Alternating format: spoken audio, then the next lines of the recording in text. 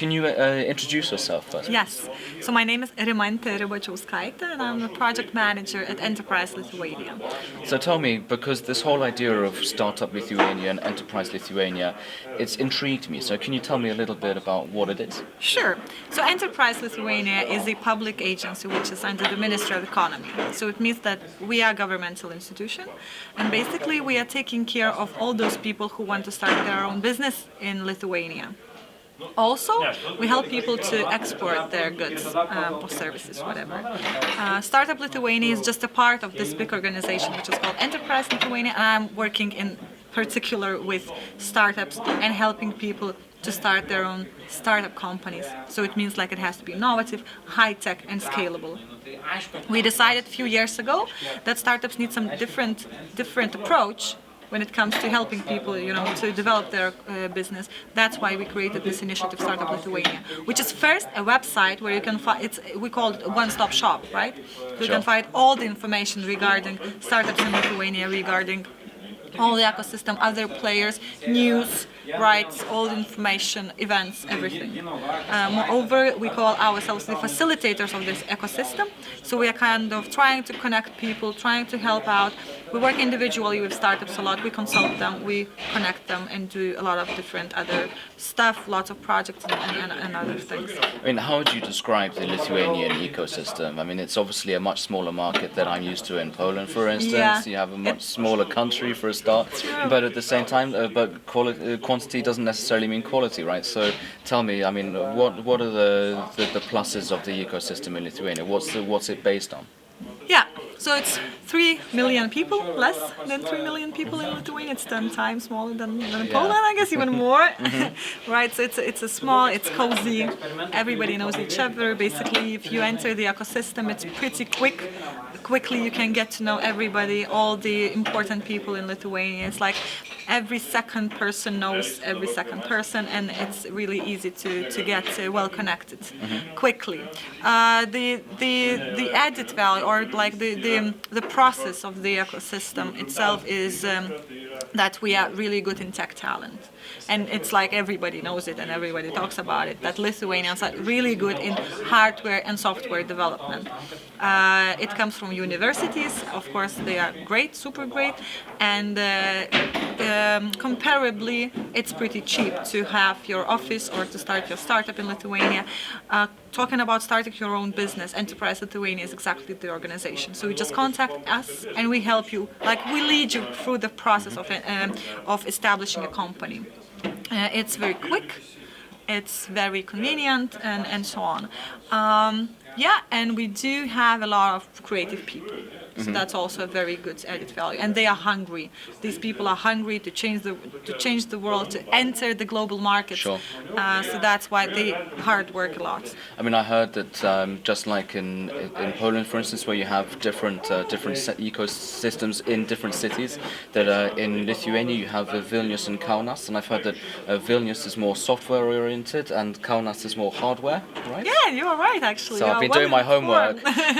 But tell me, what kind of what's the biggest industry in which startups kind of deal with? Is it gaming, for instance? For instance, yeah, you are actually well informed. So gaming industry in Lithuania is emerging so fast, and it's partly because few great big international game studios just moved to Lithuania a few years ago. So they boosted the ecosystem. They are putting loads of money and knowledge in the ecosystem. We just had a Game On conference which attracted thousands of participants like a few weeks ago.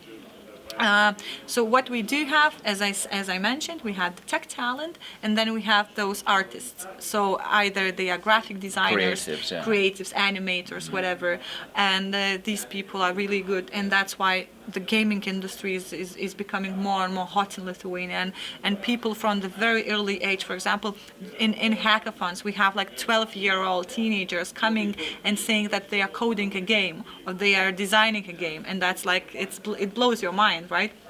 And that's at such an early age, they already start not just to play the game, but they start to create games. And then software, of course, software startups, IT startups, mobile applications, mobile startups, they are, we had the biggest majority of them. Hardware is emerging very fast, very rapidly.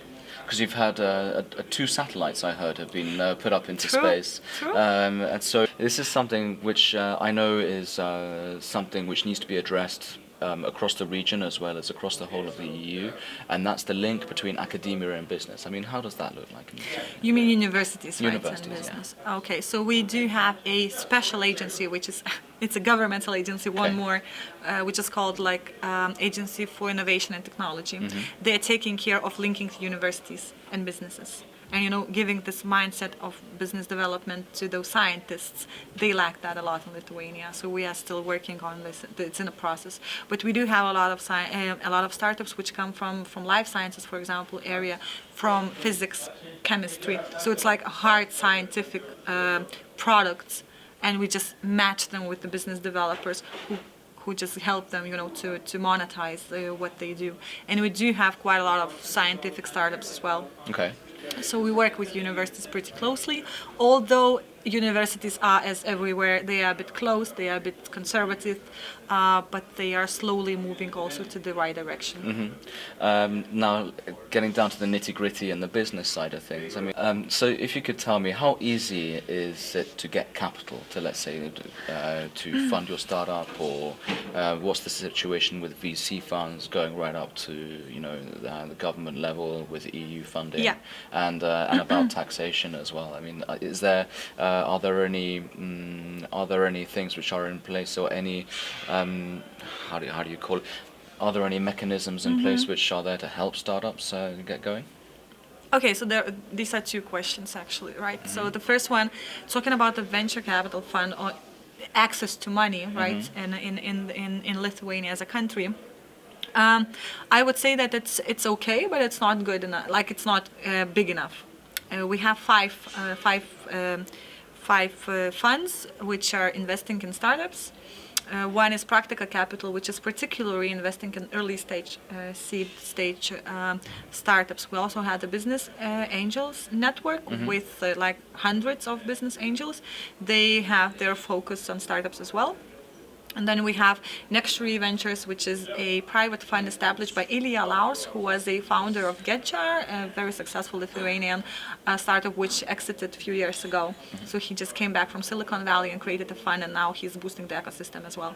And we have a few other funds which are investing in later stage startups. But Lithuania is becoming more and more visible on the global investment map, and more venture capital funds, accelerators, and business angels are coming to Lithuania, and they are investing in Lithuania. So we have investments from Axel Partners, which is like a big global fund, Octopus Ventures, Insight Venture Partners, and many more global VCs. They are investing in Lithuanian startups.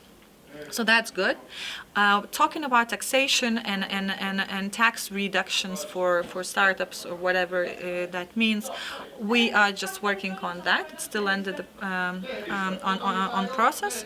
Unfortunately, we don't have any kind of special taxation for startups yet, but it's on the agenda of Enterprise Lithuania that we're trying, to make some kind of tax cuts for business angels who are investing in startups, and for startups as well.